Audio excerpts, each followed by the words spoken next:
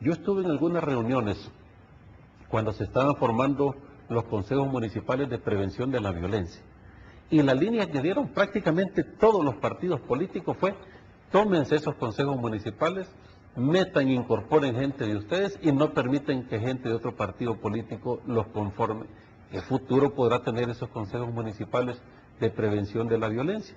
Yo en Aguachapán preferí no hacerlo y hasta este momento hemos comenzado ya un proceso para integrar un comité que sea representativo y especialmente que tenga la voluntad de trabajar para abordar el tema de la violencia y de la delincuencia.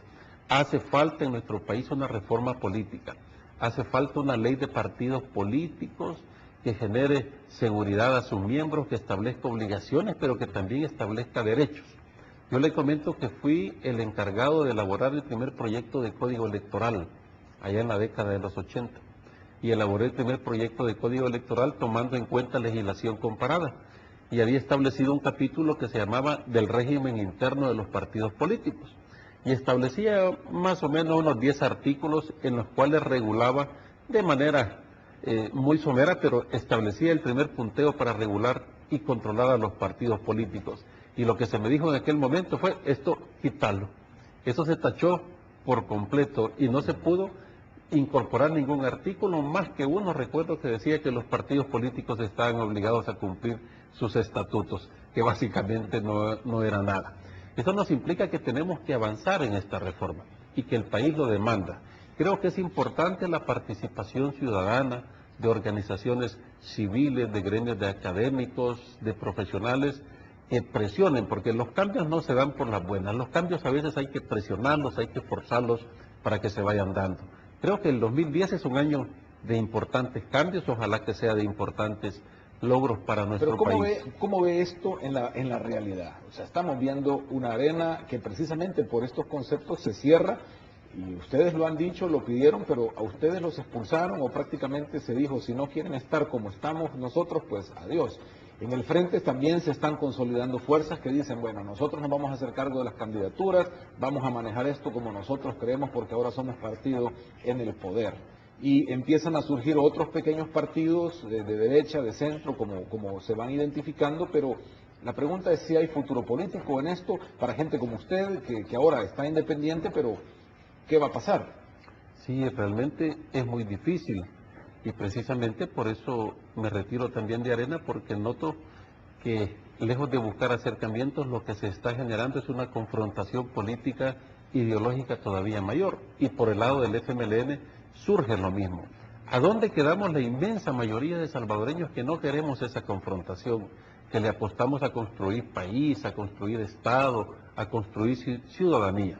Yo creo que ese es el enorme reto. Sí hay futuro porque somos la mayoría de salvadoreños los que no queremos esta confrontación, pero hay que hablar, hay que utilizar los espacios para ir generando corrientes de pensamiento, y déjeme decirle, los partidos, especialmente la base, están entendiendo que el país no puede seguir en esta ruta. Creo que de aquí para adelante la gente comenzará a hablar. Que las bases son escuchadas en los partidos políticos es una falsedad. A las bases no se escuchan, las bases se utilizan y las decisiones las toman pequeñas cúpulas o grupos de interés que mayoritariamente no obedecen a los intereses de la mayoría, sino de pequeños grupos. Eso es lo que tenemos que romper, porque ¿de qué sirve que la derecha recupere nuevamente el poder a costa de desgastar y no permitir que se construya Estado en estos 4 años y meses que faltan? No debe de ser así. Los ciudadanos están juzgando a los políticos por sus actitudes. Debemos de construir opciones políticas propositivas, apoyar aquellas buenas iniciativas del gobierno, pero tener la valentía para señalar aquellas cosas que no caminan bien. Y en este caso, en materia de seguridad ciudadana, pues es obvio que hay cosas que no están caminando bien, pero no solo hay que cuestionar, no hay que criticar, hay que proponer. Nosotros en Aguachapán estamos trabajando una propuesta a nivel nacional de cómo se construye seguridad ciudadana también desde el municipio. A lo mejor esos pequeños insumos y esas experiencias que tenemos logran sumarse a las otras propuestas para construir esa política de Estado en materia de seguridad. ¿Pueden hacer valer su autonomía municipal y empezar a empujar exactamente de abajo hacia arriba? Se puede. Y el país debe de construirse desde la base, no desde el centro. Es importante que se escuche al sector empresarial, pero creo que más importante es que se escuche a la base, que se escuche a la gente, que se logre identificar cuáles son los problemas. Cada municipio tiene sus propias particularidades. Por eso es importante comenzar a construir esta política de Estado en materia de seguridad ciudadana desde la base, escuchando a autoridades departamentales, a la PNC departamental, a organizaciones civiles, iglesias, porque solamente así vamos a lograr aportar grandes insumos. Las decisiones es importante que se tomen acá, pero yo creo que es más importante que todos conozcan lo que está sucediendo en el interior de nuestro municipio. Así como hay cosas malas, hay cosas buenas también. Hay experiencias muy positivas que hacen funcionarios municipales. Por eso las cosas deben de cambiar. ¿Cómo construimos Estado? ¿Del centro a la base o de la base al centro? Yo creo que hay que construir Estado de la base hacia el centro. Y ese es precisamente de los grandes cambios que debe de tener nuestro país. Los ciudadanos avanzan mucho más rápido que los partidos políticos. Los políticos nos hemos quedado en un rezago porque ahora contamos con ciudadanos mucho más exigentes. Pero los políticos siguen, entre comillas, mandando, siguen siendo los que dirigen de alguna manera las acciones de estas instituciones, bajo ese lineamiento político partidario. Y yo creo que seguirán mandando, pero lo importante es lograr construir buenos políticos. ¿A base de qué? A base de lograr una participación ciudadana amplia. Lo que le decía, Rafa, la articulación institucional es vital. Todos sabemos que es necesario articular institucionalmente porque estamos duplicando esfuerzos, estamos invirtiendo recursos y esfuerzos donde otras instituciones ya lo están haciendo. Parece una cosa tan sencilla de decir, pero tan compleja y difícil de hacer en el territorio.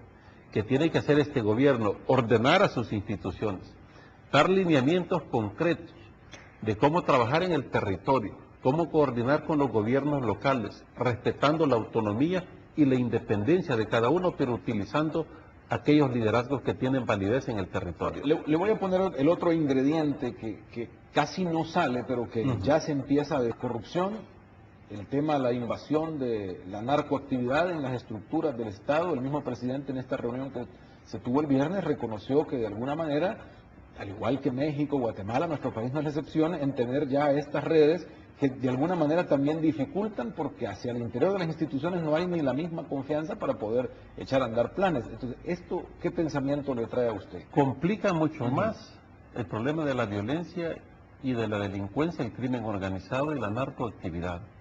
Por cuanto no solo El Salvador, sino que todos los países de Centroamérica somos corredor a través de las cuales pasa la droga hacia los Estados Unidos. Eso complica mucho más. Pero ¿cómo tenemos que apostarle a eso? Yo tengo casos concretos, jóvenes que he conocido, por ejemplo, en Aguachapán, que han buscado oportunidades de trabajo, oportunidades laborales y que lamentablemente no la han podido encontrar y cuando de repente veo, están incorporados apoyando el tráfico, por ejemplo, de ilegales. Es precisamente las causas, por eso hablé de que había que darle un enfoque de integralidad al problema este. Eso lo complica mucho más. Además, el crimen organizado está penetrando también las instituciones. Los ciudadanos no confían en la Policía Nacional Civil, porque muchos dicen, si sabemos dónde está el delincuente, si los ciudadanos sabemos dónde opera el delincuente, dónde están vendiendo droga, y muchos se preguntan, ¿y por qué no se hace nada? Pues debería establecerse un procedimiento de depuración de la Policía Nacional Civil. El tema de la corrupción es gravísimo y por eso lo mencioné, el caso de la Administración de Justicia, a quien prácticamente casi nadie se refiere.